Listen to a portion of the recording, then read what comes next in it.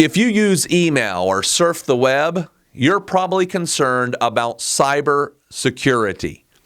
Well, today we interview a cybersecurity specialist, and by the end of this video, you're going to gain clarity not only for you, but also about your personal retirement plan, and you're going to have action items to secure your retirement. To learn more about securing your retirement and all the different elements you need to know, subscribe to our channel and hit the bell to be notified when we post a video every Monday. We have helped hundreds of our clients gain clarity and get on the path to a comfortable and happy retirement.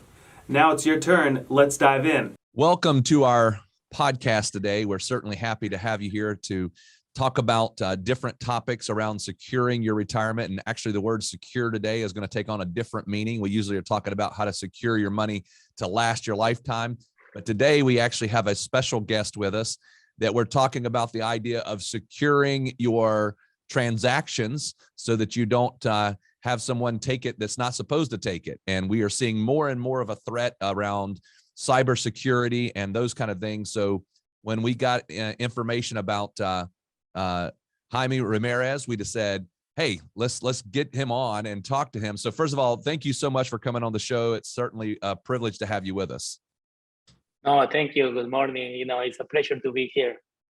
Great. So can we just start off a little bit? If you could tell us a little bit about maybe your background, how you got into this idea of protecting people against these cyber threats, and how that evolved, and maybe a little bit about what it is that you do so that everybody kind of gets that context. Yeah, sure. Well, I'm in the business, technology, IT, banking, money service business for around more than 30 years. The last 20 years working directly with anti-money laundering, fraud prevention solutions, designing and developing. And the last 5 years working in digital identity directly. Preventor is our company. Was founded in 2017, so it's a pretty young company, but we are working with business to protect them in terms of the digital identity and fraud prevention. Very good. So clearly you have a nice little resume there, and you've got some experience in the world of identity theft and fraud prevention. And it is something that we're seeing all the time now. You hear about all these breaches that are happening with major institutions, and you're always worried about, hey, am I at risk? And so tell us what you're seeing, especially since the pandemic. Everyone is on their computers way more than they've ever been, shopping way more than they've ever been online and stuff like that. So tell us, what are you seeing these days as far as threats to individuals from a security or a fraudulent or transactional standpoint? Yeah, definitely. I think that the pandemic accelerated the digitalization of everything, right? Before pandemic, there were a lot of companies working, especially us as one of them, working on automate the processes for businesses in terms of cloud, internet, and minimize the face-to-face interaction with the customers. But during pandemic and after pandemic, this now is all over. It's not only in financial institutions; it's in any industry.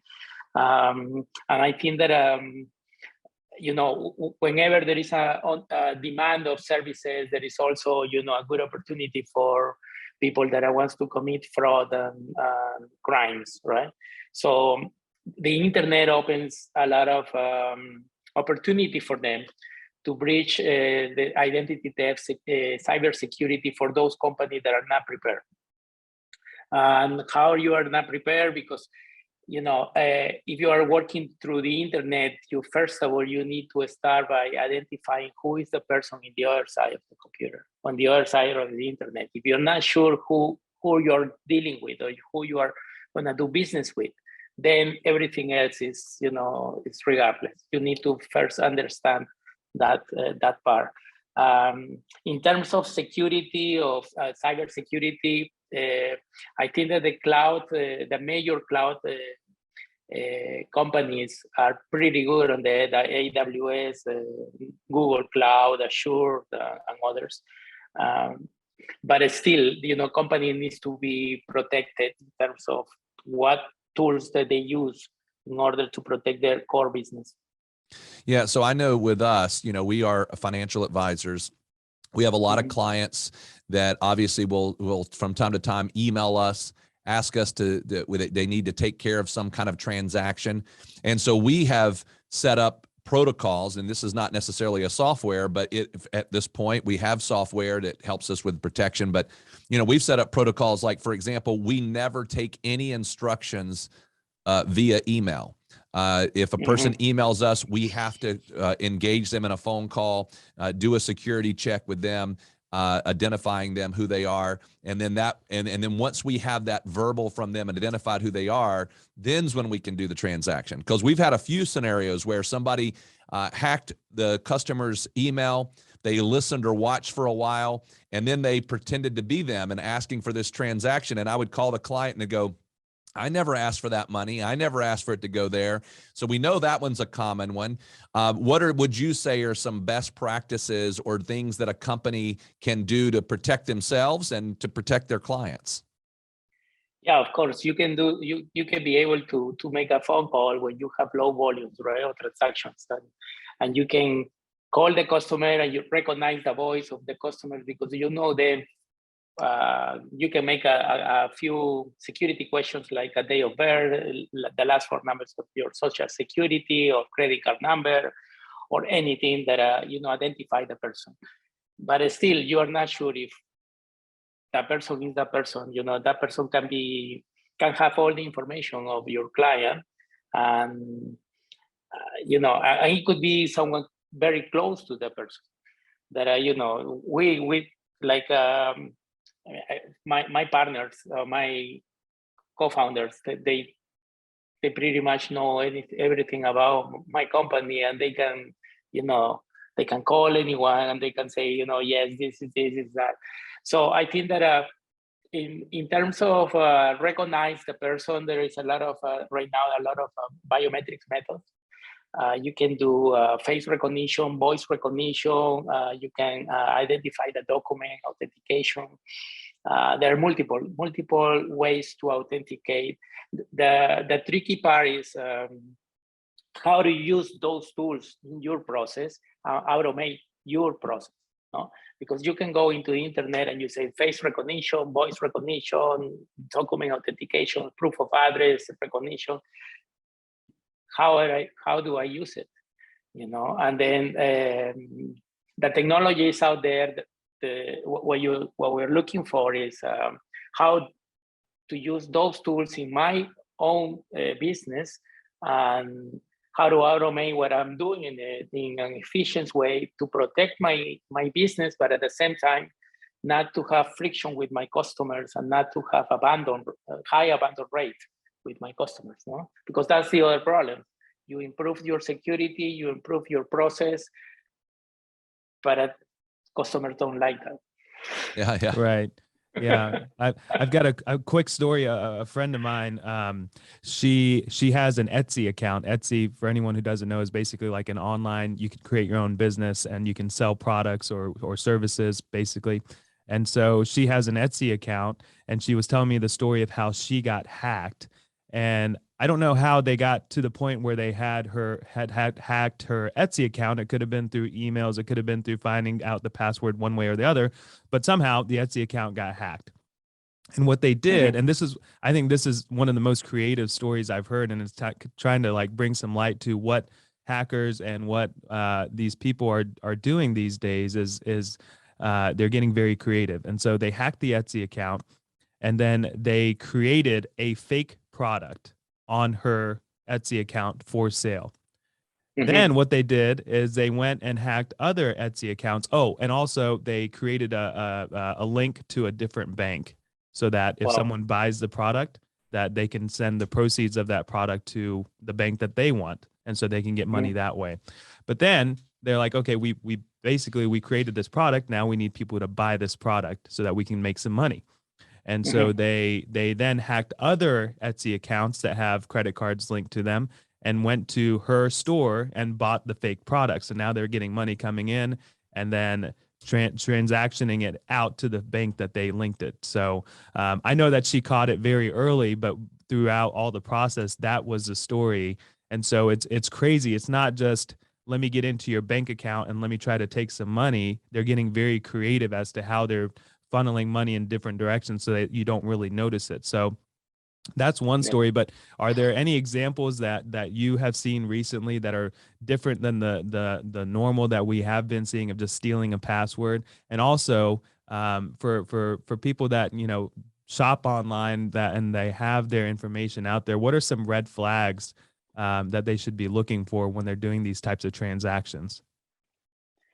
Well, for a consumer, first of all, they need to check from time to time their statements, their balances, their apps, either in the bank or either Amazon or any other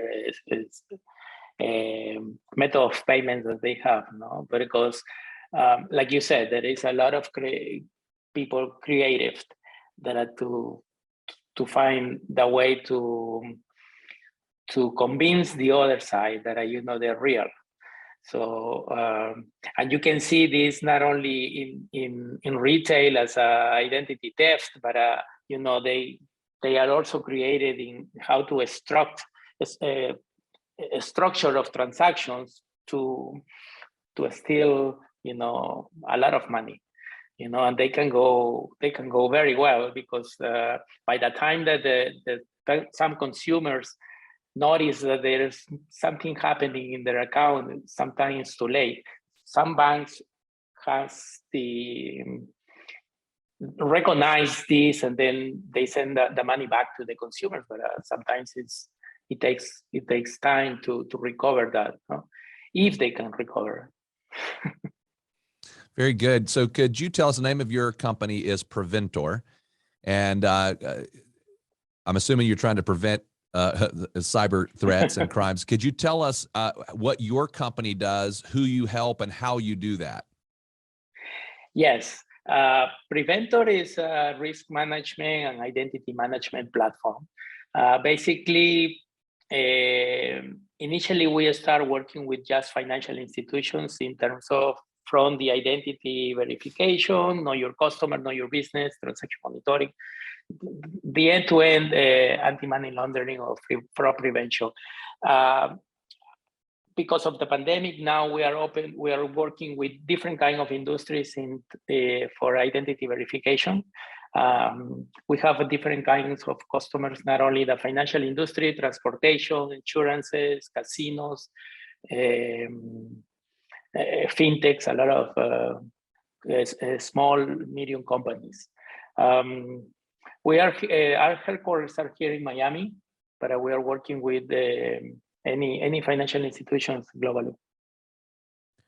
Very good. So I think to summarize, everyone needs to stay vigilant about what information that they're putting out there, and also to find as many layers of security that you possibly can. I know that we advocate a lot for the two-factor authentication, which is you put your login to your whatever, your bank or your investment account or whatever it is, you put your login, and then it automates a text to your phone or to your email, so that there's just another layer of security that you have to add in before you can actually access the account.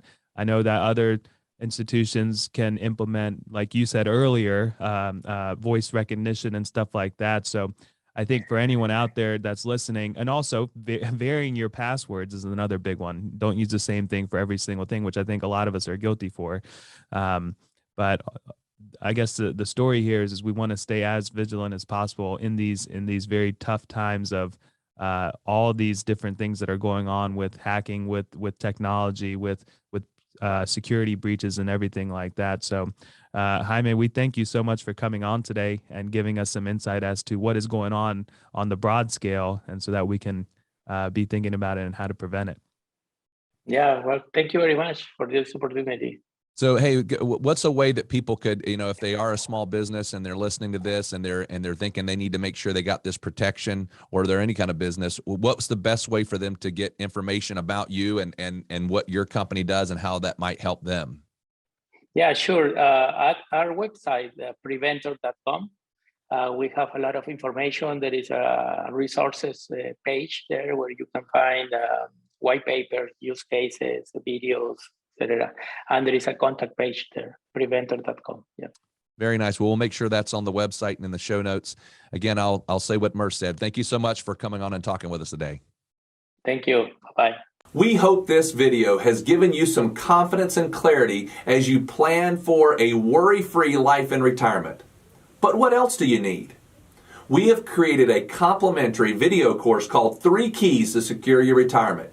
This video walks you through step by step what you need to do to get ready for retirement. You can also check out our podcast called Secure Your Retirement. You can subscribe below. For more retirement tips, watch this video. Create your retirement income plan. Also, click here to subscribe to our podcast, Secure Your Retirement. If you like this video, hit the like button and be sure to subscribe and share it with your friends.